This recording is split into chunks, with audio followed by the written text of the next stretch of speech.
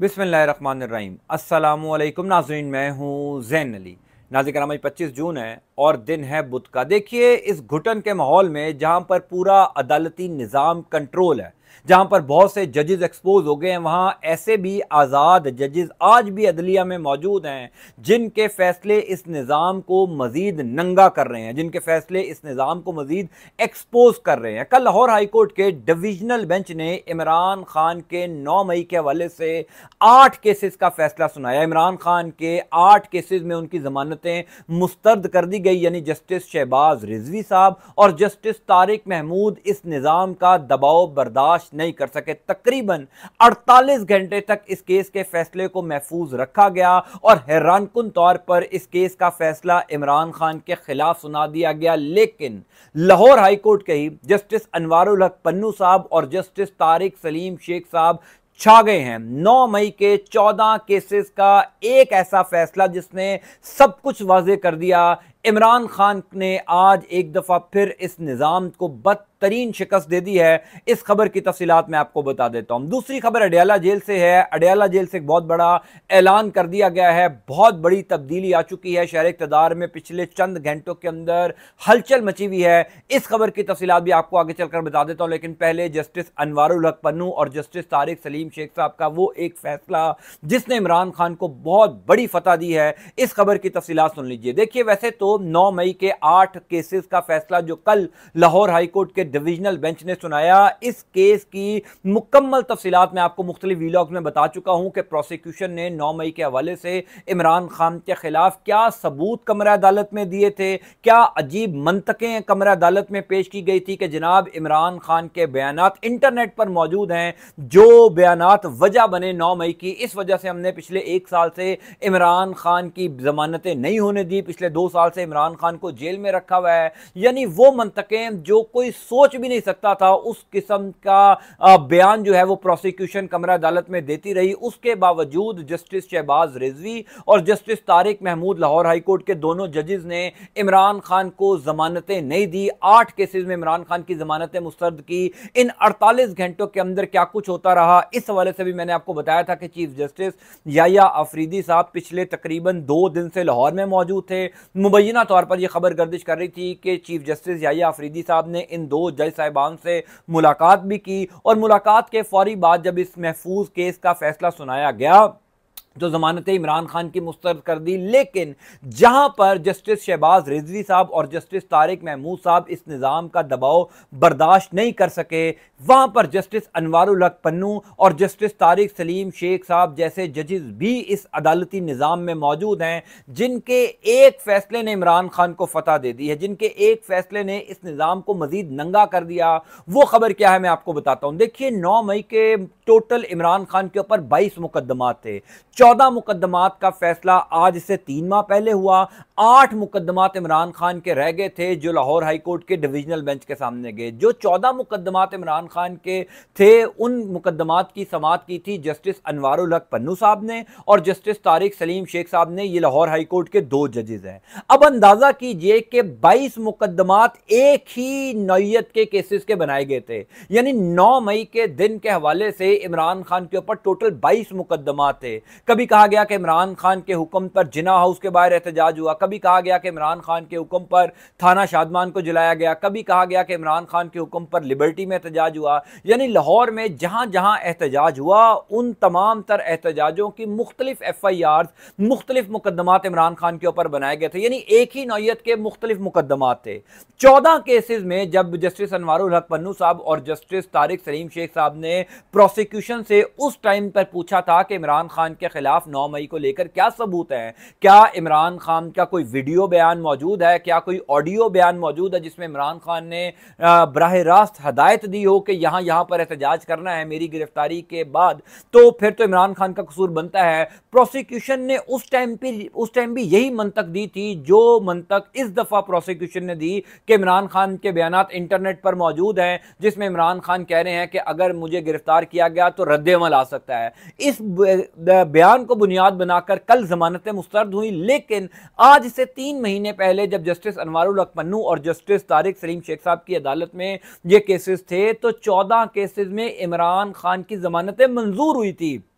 यानी अंदाजा कीजिए पाकिस्तान के अदालती निजाम का कि एक ही नौइयत के 22 केसेस हैं, 14 केसेस में दो मुख्तलिफ जजेस कानून देखते हुए, आइन देखते हुए, प्रोसिक्यूशन के सबूत देखते हुए, केस के मेरिट देखते हुए इमरान खान को जमानत देते हैं। और 8 केसेस क्योंकि दो मुख्तलिफ जज सुन रहे होते हैं, वो जज जिनके ताल्लुकात कहा जाता है कि चीफ जस्टिस याहिया अफरीदी साहब के साथ हैं, वो जजेस जिनके बारे में कहा जाता है कि उन्होंने इस केस का फैसला सुनाने से पहले मुबैना तौर पर याहिया अफरीदी साहब से मुलाकात भी की, 48 घंटे तक इस केस के फैसले को महफूज भी रखा। उन्होंने वही नौइयत के मुकदमात जिसमें पहले दो जजेस जमानत इमरान खान को दे चुके हैं, उन तमाम तर मुकदमात में इमरान खान की जमानतें मुस्तरद कर दी। बात यही नहीं खत्म होती, जब इमरान खान को 14 केसेस में जमानत मिली थी 9 मई के, तो यह चैलेंज किया था पंजाब हुकूमत ने सुप्रीम कोर्ट ऑफ पाकिस्तान में। और इंटरेस्टिंगली यह मामला चला गया था जस्टिस मंसूर अली शाह साहब की अदालत में। उस टाइम पर सुप्रीम कोर्ट ऑफ पाकिस्तान ने भी अपने फैसले में यह लिखा था कि प्रोसिक्यूशन 9 मई के हवाले से इमरान खान और पाकिस्तान तहरीक इंसाफ के किसी और रहनुमा के खिलाफ कोई तगड़ा सबूत पेश करने में कामयाब नहीं हुई। लिहाजा सुप्रीम कोर्ट ऑफ पाकिस्तान ने लाहौर हाई कोर्ट का फैसला बरकरार रखा था। यानी लाहौर हाई कोर्ट के जो दो जजेस ने फैसला दिया था, उसको चैलेंज पंजाब हुकूमत ने सुप्रीम कोर्ट में किया। सुप्रीम कोर्ट ने लाहौर हाई कोर्ट का फैसला बरकरार रखते हुए इमरान खान को 14 केसेस में जमानत दे दी थी 9 मई के। अब निजाम को डर लग गया कि अगर इमरान खान को 9 मई के तमाम केसेस में जमानत मिल जाएगी तो वो बयानिया जो पिछले 2-2.5 साल से घड़ा जा रहा है, वो बयानिया जिसकी वजह से तहरीक इंसाफ के खिलाफ ये सारा क्रैकडाउन हुआ, वो बयानिया जिसकी वजह से इस निजाम ने पूरा एक मीडिया ट्रायल इमरान खान और तहरीक इंसाफ का किया, वो बयानिया तो बढ़ जाएगा। सो लिहाजा ये जो आखिरी 8 मुकदमात थे 9 मई के, इन मुकदमात को अपने दो पसंदीदा जजेस के सामने लगाया गया, जस्टिस शहबाज रिजवी साहब और जस्टिस तारिक महमूद साहब। और उन दो जजेस ने भी प्रोसिक्यूशन से बार बार ये सवाल किया कि कोई सबूत इमरान खान के खिलाफ है तो वो पेश करो, लेकिन सबूत था ही नहीं। अजीब सी मंतकें दी गई, लेकिन उसके बावजूद इमरान खान को जमानत नहीं मिली। यानी लाहौर हाई कोर्ट के 2 जजेस, सुप्रीम कोर्ट ऑफ पाकिस्तान के 3 जजेस, 5 जजेस ने मुख्तलिफ कानून पढ़ा है। 5 जजेस 9 मई के मामले को मुख्तलिफ तरीके से देखते हैं, वो इन केसेस के मेरिट को मुख्तलिफ तरीकों से जांच रहे हैं। और 2 जजेस जिनकी क्रेडिबिलिटी के ऊपर पहले ही सवालात हैं, जिन्होंने जब ये फैसला महफूज किया था तभी चैमो गोइयां लाहौर हाई कोर्ट में शुरू हो गई थी कि अब पसे पर्दा मुलाकातें शुरू हो चुकी हैं, इनके चैम्बर्स में लोगों का आना जाना शुरू हो चुका है। तो फिर उस केस का फैसला इमरान खान के खिलाफ आया। 5 जजेस ने यह समझा कि 14 केसेस में इमरान खान के खिलाफ कोई सबूत नहीं है, लेकिन 2 जजेस ने कहा कि हम प्रोसिक्यूशन की अजीब सी मंतक को भी कबूल करेंगे और इमरान खान को जमानत नहीं देंगे। यह है पाकिस्तान का अदालती निज़ाम, यह है पाकिस्तान के जजेस जो बदतरीन तरीके से एक्सपोज हो रहे हैं। लेकिन वहीं पर कुछ ऐसे भी जजेस हैं जिनके अपने फैसले इस निज़ाम को मजीद नंगा कर रहे हैं, जिनके अपने फैसले इमरान खान के हक में जा रहे हैं। यानी आपने पूरी कहानी समझ ली है कि 22 मुकदमात हैं एक शख्स के खिलाफ, 14 मुकदमे एक ही नौयत के, यानी कोई फर्क नहीं है। 22 मुकदमात एक ही नौयत के बंदे पर बना दिए गए। 14 मुकदमात जो हैं वो आजाद जजेस सुनते हैं, आइन पसंद जजेस सुनते हैं, अपने हल्फ पर चलने वाले जजेस सुनते हैं, वो जजेस जो आइन के साथ गद्दारी नहीं कर सकते, जो किसी के दबाव में नहीं आ सकते। उन्होंने मेरिट पर 14 केसेस की समाअत सुनते हुए इमरान खान को जमानत दे दी। लेकिन 8 केसेस ऐसे थे जो उन जजेस के पास आ गए जो इस निज़ाम के पसंदीदा जजेस हैं, जो इस निज़ाम के दबाव में आकर फैसले करते हैं, जो अपने हल्फ के मुताबिक फैसले नहीं करते। उन्होंने इमरान खान की जमानतें मुस्तरद कर दी। तो दरअसल फतह तो इमरान खान की हुई, क्योंकि पूरी कौम को पता चल गया कि इमरान खान का 9 मई में कोई खातिर खा कसूर नहीं था, बराह रास्त इमरान खान की कोई इन्वॉल्वमेंट नहीं थी। अगर होती तो प्रोसिक्यूशन कमरा अदालत में कोई ना कोई तो सबूत पेश करती। और मैं तो इसके ऊपर मुख्तलिफ औकात में आपको बता चुका हूं कि आज दिन तक, यानी तकरीबन 2.25 साल होने वाले हैं 9 मई 2023 को, किसी भी अदालत में इमरान खान या तहरीक इंसाफ के किसी रहनुमा के खिलाफ कोई सबूत पेश नहीं किया गया। सुप्रीम कोर्ट ऑफ पाकिस्तान हो, इस्लामाबाद हाई कोर्ट हो, लाहौर हाई कोर्ट हो या मातहत अदालतें, यानी इंसदादे दहशतगर्दी की अदालतों ने जब पाकिस्तान तहरीक इंसाफ के रहनुमाओं को या कारकुनों को रिहाइयाँ देना शुरू की, तो उन इंसदादे दहशतगर्दी की अदालतों के जजेस को थ्रेड किया गया। सरगोदा वाले जो ATC के जज थे मोहम्मद अब्बास, उन्होंने बाकायदा तौर पर लाहौर हाई कोर्ट के रजिस्ट्रार को लेटर लिखा था कि मेरी अदालत का ट्रांसफार्मर उठाकर ले गए हैं, मेरे घर में बिजली और गैस का कनेक्शन काट दिया गया और कहा जाता है कि पाकिस्तान तहरीक-ए-इंसाफ के कारकुनों के खिलाफ फैसले सुनाओ। तो इस तरीके से पाकिस्तान का अदालती निज़ाम काम कर रहा है, जहां पर 5 जजेस मुख्तलिफ सोच रखते हैं, 2 जजेस जो हैं वो दबाव में आकर मुख्तलिफ फैसले देते हैं। लेकिन जस्टिस अनवारुल हक पन्नू साहब और जस्टिस तारिक सलीम शेख साहब का 3 माह पहले का जो 9 मई के हवाले से 12 मुकदमात में फैसला था, वो दरअसल एक बहुत बड़ी इमरान खान की कामयाबी है, पाकिस्तान तहरीक इंसाफ की कामयाबी है। ये जो जस्टिस शहबाज रिजवी साहब और जस्टिस तारिक महमूद साहब ने फैसला दिया है, ये तो जब फैसला महफूज हुआ था तभी पता लग गया था कि अब इमरान खान के हक में फैसला नहीं आना। आप मेरे पिछले 2-3 दिन के वीलॉग्स उठाकर देख लीजिए, मैं आपको बार बार कह रहा था कि ये फैसला जितनी देर तक महफूज रहेगा, दरअसल ये फैसला उतना ही गैर महफूज होगा। और फिर बिलाखिर हमने देखा कि वो फैसला इमरान खान के खिलाफ सुनाया गया। बहरहाल 9 मई के केसेस में अगर जान होती तो इमरान खान और पाकिस्तान तहरीक इंसाफ के दीगर रहनुमा जो इस टाइम जेलों में 9 मई के केसेस की भुगत रहे हैं, उनके खिलाफ कोई ना कोई एविडेंस तो आता।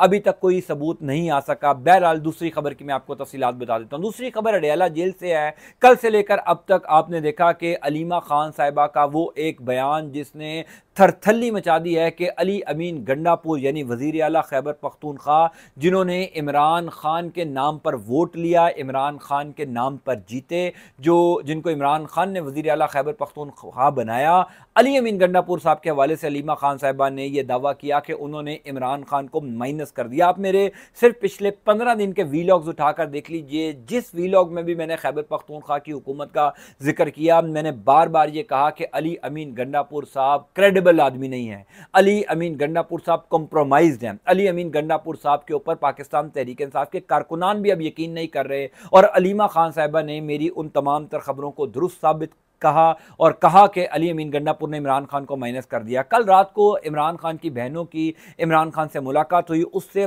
थोड़ी देर पहले बैरिस्टर सैफ इमरान खान के पास गए। बैरिस्टर सैफ साहब जो हैं वो खैबर पख्तूनख्वा हुकूमत के तर्जुमान हैं। आप सब जानते हैं कि इस्टेब्लिशमेंट की करीबी शख्सियत हैं। वो एक दफ़ा फिर इस्टेब्लिशमेंट का पैगाम लेकर इमरान खान के पास गए, लेकिन इमरान खान ने अली अमीन गंडापुर साहब के हवाले से सख्त हदायत कर दी हैं। ये मामला शुरू हुआ था खैबर पख्तूनख्वा असम्बली के बजट के हवाले से, जब इमरान खान ने कहा था कि जब तक मैं बजट नहीं देखूंगा, जब तक बजट मैं नहीं पढ़ूंगा, क्योंकि मेरे नाम के ऊपर हुकूमत बनी है, जब तक मुझे ये नहीं पता चलेगा कि लोगों को कितना रिलीफ मिल रहा है, डेवलपमेंट का बजट कितना है, हेल्थ एजुकेशन का बजट कितना है, तब तक इस बजट को मंजूर नहीं होना चाहिए। एक हफ्ता रहता था अभी डेडलाइन में, लेकिन हैरानकुन तौर पर कल बजट की मंजूरी शुरू हो गई। खैबर पख्तूनख्वा असम्बली से अली अमीन गंडापुर साहब ने बज़ाहिर इमरान खान को धोखा दिया। अब से कुछ देर पहले अली अमीन गंडापुर साहब ने इन तमाम तर खबरों की तरदीद की है कि जनाब हमने कोई धोखा नहीं दिया। हमारे दोस्त हैं एहसन वाहिद, उन्होंने अली अमीन गंडापुर साहब से कुछ देर पहले सुप्रीम कोर्ट ऑफ पाकिस्तान में ये सवाल भी किया कि आपने जो है वो इमरान खान ने जो हदायत की थी, आपने उस हुक्म की तामील नहीं की। जिस पर अली अमीन गंडापुर साहब ने कहा कि मैंने आपके मशवरे पर चलना है, आप बता दें मैं हुकूमत कैसे करूं। जिस पर हमारे दोस्त एहसन वाहिद ने बड़ा कमाल का जवाब दिया, लाजवाब कर दिया अली अमीन गंडापुर को। उन्होंने कहा कि आप तो इमरान खान का मशवरा नहीं मान रहे, मेरा मशवरा कैसे मानेंगे। बहरहाल खबर यह है कि खैबर पख्तूनख्वा हुकूमत के अंदर बहुत बड़े पैमाने पर तब्दीली होने जा रही है। अली अमीन गंडापुर साहब के हवाले से इमरान खान खुश नहीं हैं। इमरान खान ने अपनी जो कोर टीम है, ज़ाहिर उनकी तो मुलाकात नहीं होने दी जा रही, उनको एक दफ़ा फिर जेल तलब किया है, दोबारा बुलाया है। उसमें शिबली फराज हैं, उसमें उमर अयूब हैं, उसमें बैरिस्टर गौर हैं, सलमान अकरम राजा हैं। इनमें से किसी से भी इमरान खान की मुलाकात होगी तो इमरान खान उनको ये वाज़ेह पैगाम देंगे कि अली अमीन गंडापुर साहब को हटाया जाए,